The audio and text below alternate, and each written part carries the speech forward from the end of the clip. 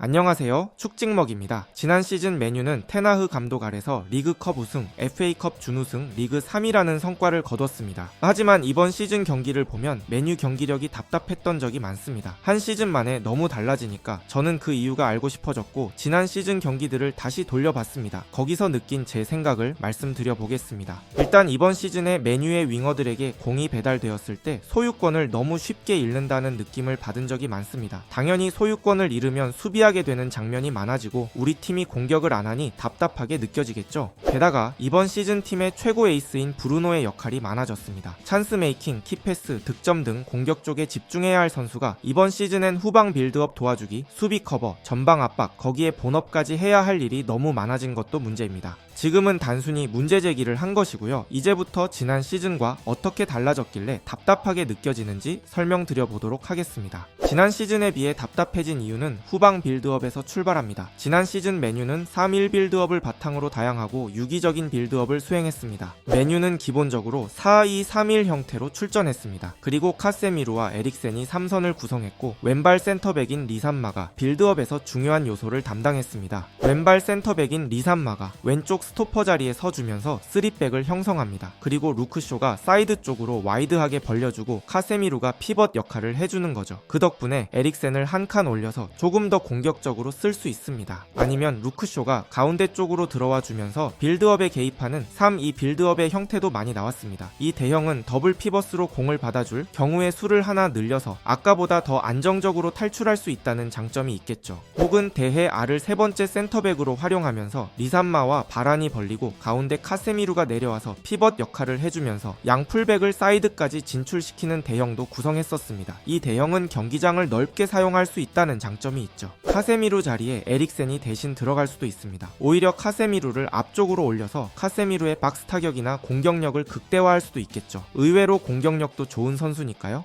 마지막은 센터백 리산마가 더블 피벗의 한 자리로 들어가고 루크쇼가 센터백에 서는 경우도 있었습니다. 핵심은 맨유가 다양하고 유기적인 후방 빌드업 체계가 있었다는 거죠. 저는 설명을 드리기 위해 구분드려 말씀드렸지만 실제 경기를 보면 구분지어 보지 않으면 잘 느껴지지 않을 만큼 상당히 부드럽게 뒤에서 여러 명이 자리를 바꿔가며 후방 빌드업을 합니다. 자, 아시는 분들은 눈치채셨겠지만 지난 시즌 맨유의 후방 빌드업 형태를 설명드리면서 브루노 페르난데스의 언급은 거의 하지 않았습니다. 그 말은 브루노가 후방 빌드업을 돕지 않아도 뒤에서 알아서 잘 풀어서 나왔다는 뜻이죠. 근데 후방 빌드업이 잘 안 될 때는 부패가 어김없이 내려갑니다. 그건 단적으로 히트맵만 봐도 알 수 있습니다. 왼쪽이 올 시즌 2대1로 패한 노팅엄전의 히트맵입니다. 하프라인 위쪽에도 마킹이 되어 있지만 아래쪽에도 꽤 많죠. 하지만 오른쪽 지난 시즌 울브즈전을 보면 하프라인 아래엔 거의 머무르지 않았습니다. 즉 본업에 집중할 수 있게 된 거죠. 아까 이번 시즌의 문제가 부패가 많은 역할을 한다는 거였습니다. 올 시즌은 지난 시즌처럼 후방 빌드업 체계가 유연하지 못해서 부패가 계속 내려오게 되고 그 결과 공격 생산성이 떨어질 수밖에 없는 거죠.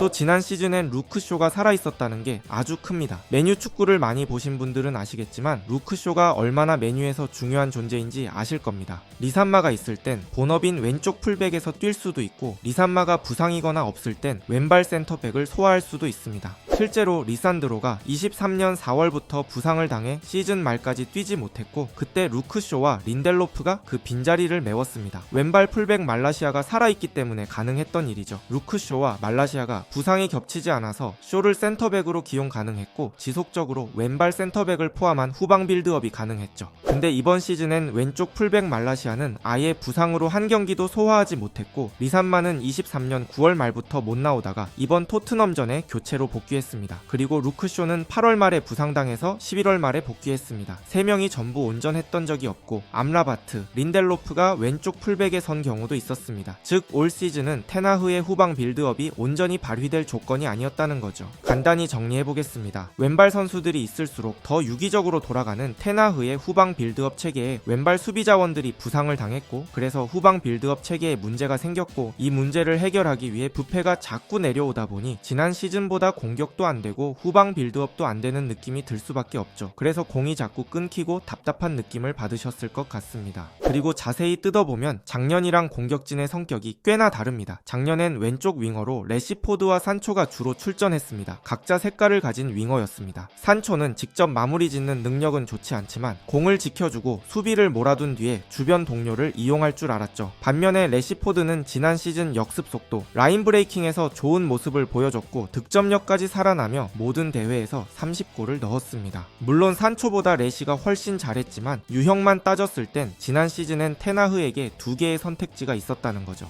중앙 공격수엔 임대로 온 베르호스트가 있었습니다. 경기를 대하는 태도가 좋으며 성실한 전방 압박을 보여주고 공격진에서 우월한 피지컬을 활용해 비벼줄 수 있는 옵션이었죠. 반대로 공격진의 속도를 원할 땐 베르호스트 대신 레시포드를 사용했습니다. 오른쪽도 비슷했습니다. 가르나초는 이번 시즌처럼 많이 기용되진 않았기 때문에 돌파에 힘을 줘보려면 안토니, 그렇지 않으면 산초로 우풀백과 연계 플레이를 해주는 옵션을 사용할 수도 있었죠. 굳이 성향을 정리해보자면 전진과 하이브리드로 나눌 수 있겠네요. 이렇게 조합을 구성해본다면 레시와 안토니의 전진성을 산초가 중화해줄 수 있습니다. 토트넘의 쿨루셉스키나 맨시티의 그릴리시처럼 공을 키핑해주면서 소유하는 시간을 늘려주는 역할이 될 수 있죠. 산초 같은 선수가 공을 가지고 한쪽에 수비를 몰아놓습니다. 기다리는 시간 동안 루크쇼가 산초의 등 뒤로 돌아주면서 반대쪽 안토니에게 상대적으로 여유를 줄 수 있습니다. 공을 지켜주는 선수를 통해 풀백을 활용한 패턴 플레이가 가능합니다. 루크쇼가 산초에게 공을 받아서 크로스를 안으로 올리고 여유 있었던 안토니가 헤더까지 시도합니다. 하지만 이번 시즌은 제가 느끼기에 이런 그림이 거의 안 나왔고 그 이유는 어떤 조합을 사용하든 전부 전진성이 다분한 선수들이기 때문입니다. 그래서 사이드에서 드리블이 막히면 경기가 잘 안 풀리는 느낌이 들죠. 반면에 하이브리드형 선수가 있으면 드리블로 굳이 뚫지 않더라도 동료를 이용해 영위할 수도 있고 못 뚫으면 돌려도 됩니다. 3전진 조합이 안정성은 떨어지지만 또 무조건 나쁘다는 건 아닙니다. 오히려 이 선수들의 전진성과 속도를 살려줄 수 있는 패스마스터들이 있다면 조합의 장점을 살릴 수도 있습니다. 하지만 부페는 올 시즌 역할이 너무 많고 에릭센은 작년에 비해 패스 줄기나 폼이 확 죽었습니다. 그래서 이 조합의 특성을 살려줄 수 있는 상황이 잘 안 나오는 거죠.